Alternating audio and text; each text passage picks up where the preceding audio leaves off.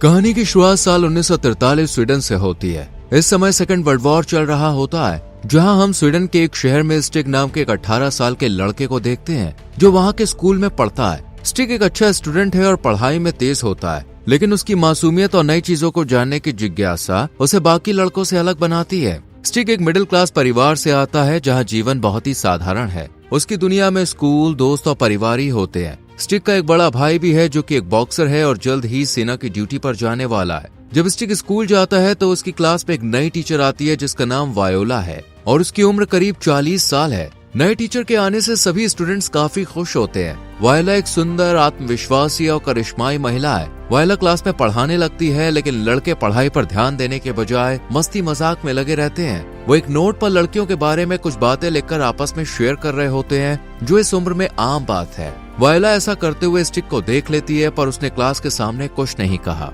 School की छुट्टी होने के बाद जब सभी स्टूडेंट्स चले जाते हैं, तब वायोला स्टिग को रोक लेती है और उससे वो नोट मांगती है जिसे वो आपस में शेयर कर रहे थे। वायोला स्टिग को सजा के तौर पर क्लास साफ करने के लिए कहती है। स्टिग चुपचाप क्लास साफ करने लगता है। जब वो ब्लैक बोर्ड साफ कर रहा होता है तब उसकी नजर वायोला पर पड़ती है और वो उसे पीछे से देखने लगता है। स्टिग जिस उम्र में होता है उस समय भावनाएं अस्थिर होती हैं और कई तरह के विचार मन में आते रहते हैं। स्टिग वायोला की ओर एक अलग तरह का आकर्षण महसूस करता है। वायोला भी ये बात नोटिस करती है, लेकिन वो कुछ कहती नहीं है। स्टिग अपना काम खत्म करके घर आ जाता है और रात में थिएटर चला जाता है, जहाँ वो पार्ट टाइम काम करता है। पर काम में देर से आने से उसका बॉस उसे डांटता है। स्टिग की क्लासमेट जो उसकी पड़ोसी भी होती है उसे पसंद करती है और उस पर नजर रखती है, पर स्टिग इस बात से पूरी तरह से अनजान होता है। वो स्टिग को इम्प्रेस करने के लिए उसके देश की भाषा सीख रही होती है। अगले दिन जब स्टिग क्लास में होता है और टेस्ट दे रहा होता है, तब वायोला उसके आसपास घूमने लगती है। उनके ऐसा करने से स्टिग को थोड़ा अजीब फील होता है।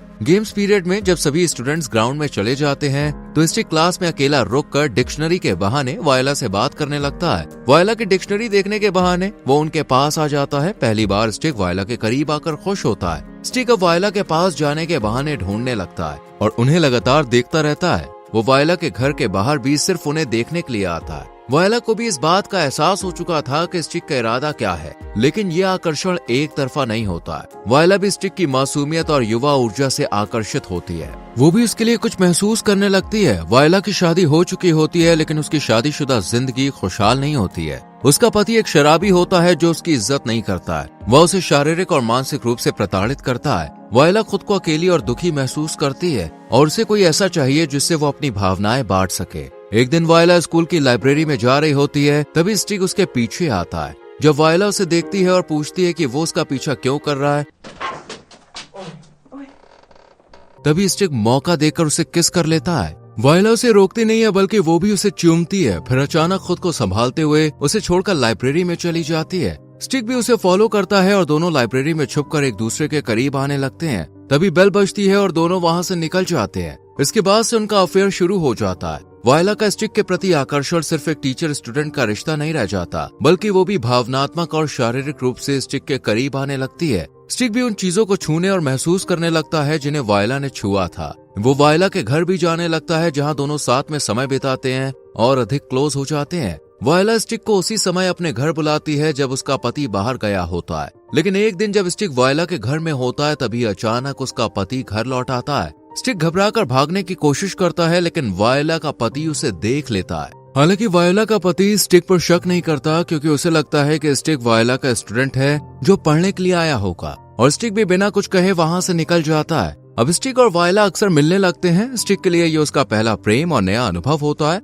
वो इस रिश्ते को रोमांचक मानता है, जबकि वायोला स्टिग के साथ सुरक्षा और खुशी महसूस करती है। वायोला अपनी शादीशुदा जिंदगी की तकलीफों को भूलने के लिए इस रिश्ते में और गहराई से शामिल हो जाती है। दोनों अपने इस रिश्ते को सबसे छुपा कर रखते हैं और स्कूल में एक दूसरे से दूरी बनाए रखते हैं, लेकिन स्टिग और वायोला एक दूसरे को देखकर मुस्कुराते रहते हैं और छुप कर मिलते हैं और गुप्त रूप से शारीरिक संबंध भी बनाते हैं। एक रात स्टिग अपने घर में सो रहा होता है, लेकिन उसके पिता के तेज खर्राटों की वजह से उसे नींद नहीं आती है, इसलिए वो वायोला के घर चला जाता है। उसे लगता है कि वायोला का पति घर पर नहीं है। स्टिग के पास घर की चाबी होती है, इसलिए वो दरवाजा खोलकर अंदर चला जाता है और धीरे से वायोला के पास जाता है जो सो रही होती है। तभी अचानक दूसरे कमरे से वायोला के पति के आने की आवाज आती है।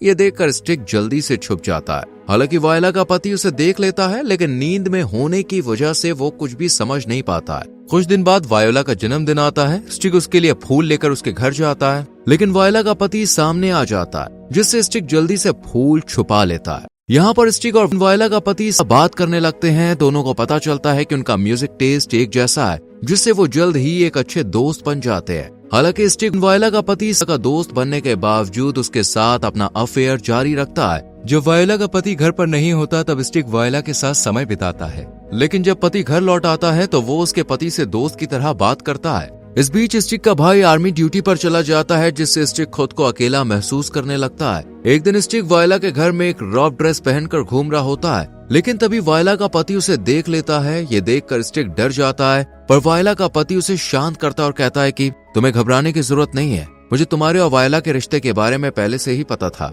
लेकिन मैंने कभी कुछ नहीं कहा। वायला का पति स्टिक को बताता है कि जब उसकी शादी हुई थी तब वो अपनी पत्नी को धोखा देकर दूसरी औरतों के साथ रिश्ता बनाता था। जब वायला इस बारे में उससे सवाल करती थी तब वो उस पर हाथ उठाता था। हमारे बीच कभी भी अच्छा रिश्ता नहीं रहा, वो कहता है, इसलिए वायला ने तुम्हारे साथ अफेयर शुरू किया और मैंने उसे नहीं रोका, लेकिन मैंने अपनी बुरी आदतें छोड़ दी है और अपने गम को भुलाने के लिए मैं शराब पीता हूँ। ये सुनकर स्टिक को बुरा लगता है, लेकिन वो वायला के पति से कुछ नहीं कहता। स्टिक वायला के पति को शराब छोड़ने की सलाह देता है। वायला का पति उसकी बात मानने का फैसला करता है और अपनी आदतें सुधारने की कोशिश करता है। ये बदलाव वायला भी नोटिस करती है। कुछ समय बाद स्टिक के परिवार में एक पार्टी रखी जाती है, जिसमें पड़ोस के लोग भी शामिल होते हैं। वहाँ वो लड़की भी होती है जो स्टिक को पसंद करती है। वो स्टिक को अपने घर ले जाती है और उसके सामने अपने कपड़े उतार देती है। वो स्टिक के करीब आना चाहती है और उसे अपने प्यार का एहसास कराना चाहती है, लेकिन स्टिक उसे रोक देता है और उसके साथ कुछ भी करने से इनकार कर देता है। ये देखकर उस लड़की का दिल टूट जाता है और वो वहाँ से चली जाती है। इसके बाद स्टिक सीधे वायला के पास जाता है और उससे पूछता है कि अगर तुम अपने पति से प्यार नहीं करती हो तो फिर उसके साथ क्यों रह रही हो। वायला उसे बताती है कि अगर मैंने उसे छोड़ दिया तो वो पूरी तरह से शराब में डूब जाएगा और खुद को खत्म कर लेगा। स्टिक देखता है कि वायला का पति फिर से शराब पीने लगा है, क्योंकि उसका बिजनेस ठीक से नहीं चल रहा है, और उसका पति स्टिक के सामने रोते हुए टेबल पर सर रखकर सो जाता है। तो वायला स्टिक के पास आती है और उसे अपने साथ दूसरे कमरे में चलने को कहती है।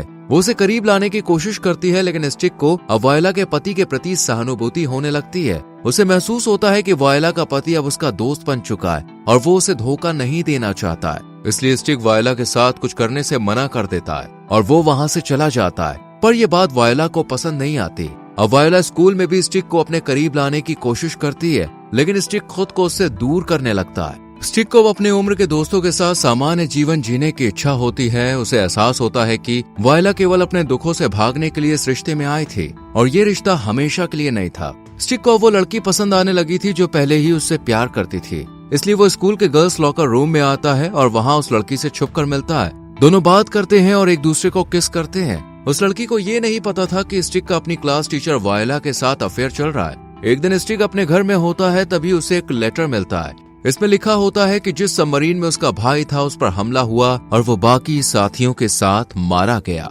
ये सुनकर स्टिक बुरी तरह से टूट जाता है, लेकिन वो अपनी माँ को इस बारे में कुछ भी नहीं बताता। हालांकि जल्द ही उसकी माँ को शक हो जाता है कि स्टिक कुछ छुपा रहा है। जब उसकी माँ स्टिक से इस बारे में पूछती है तब स्टिक उसे सब कुछ बता देता है। ये सुनकर उसकी माँ फूट फूट के रोने लगती है और स्टिक उसे संभालने की कोशिश करता है। दूसरी तरफ वायोला स्टिक से ना मिलने की वजह से परेशान हो जाती है, इसलिए वो स्टिक से मिलने के लिए रात में थिएटर जाती है, जहाँ स्टिक पार्ट टाइम काम करता है। वहाँ वही लड़की भी आती है जो स्टिक से प्यार करती है। वो स्टिक को ढूंढने थिएटर के पास के कमरे में जाती है, लेकिन वहाँ उसे स्टिक और वायोला एक साथ दिख जाते हैं। वो एक दूसरे के बेहद करीब आ रहे होते हैं। ये देखकर लड़की का दिल टूट जाता है और उसकी आंखों में आंसू आ जाते हैं। स्टिक उसे समझाने की कोशिश करता है और उससे माफी मांगता है, लेकिन वो उसकी कोई बात नहीं सुनती और गुस्से में वहाँ से चली जाती है। अब स्टिक वायला से अपना रिश्ता तोड़ना चाहता है, इसलिए वो उसके घर जाता है, लेकिन वहाँ जाकर वो देखता है कि वायला शराब बहुत ज्यादा पी रही होती है। स्टिक उससे कहता है कि मैं अब इस रिश्ते को और जारी नहीं रख सकता और मुझे ये रिश्ता तोड़ना है। ये सुनकर वायला पागलों जैसी हरकतें करने लगती है। वो खुद को चोट पहुंचाने की कोशिश करती है। स्टिक मजबूर हो जाता है और रिश्ता खत्म नहीं कर पाता है। एक दिन जब स्टिक स्कूल जाता है तब वायोला उससे कहती है कि वो एग्जाम में फेल हो गया है क्योंकि उसने अच्छे से पढ़ाई नहीं की है, लेकिन स्टिक जानता था कि असली वजह कुछ और है। वायोला उससे बदला लेना चाहती थी क्योंकि वो उसे छोड़ना चाहता था। स्टिक गुस्से में धमकी देता है कि वो अधिकारियों को उनके रिश्ते के बारे में बता देगा, लेकिन वायोला हंसते हुए जवाब देती है कि कोई भी तुम्हारी बात पर यकीन नहीं करेगा। इसके बाद स्टिक को स्कूल प्रिंसिपल बुलाते हैं और बताते हैं कि वो फेल हो गया, अब उसे 1 साल क्लास रिपीट करनी होगी। ये सुनकर स्टिक को यकीन हो जाता है कि वायोला ने जानबूझकर ऐसा किया है। स्टिक वायोला की क्लास में जाकर उसकी ग्रेड बुक ढूंढने की कोशिश करता है, लेकिन वो देखता है कि उसके रिकॉर्ड के सभी पन्ने फटे हुए हैं, क्योंकि वायोला ऐसा दिखाने की कोशिश कर रही है कि वो स्कूल बहुत कम आता था। इसी दौरान एक विमान स्कूल के ऊपर से गुजरता है और मैदान में फ्यूल गिरा देता है। ये देखकर सभी स्टूडेंट्स हैरान रह जाते हैं। एक स्टूडेंट फ्यूल में आग लगा देता है, जिससे कई स्टूडेंट्स घायल हो जाते हैं। हालांकि किसी को भी गंभीर चोट नहीं आती।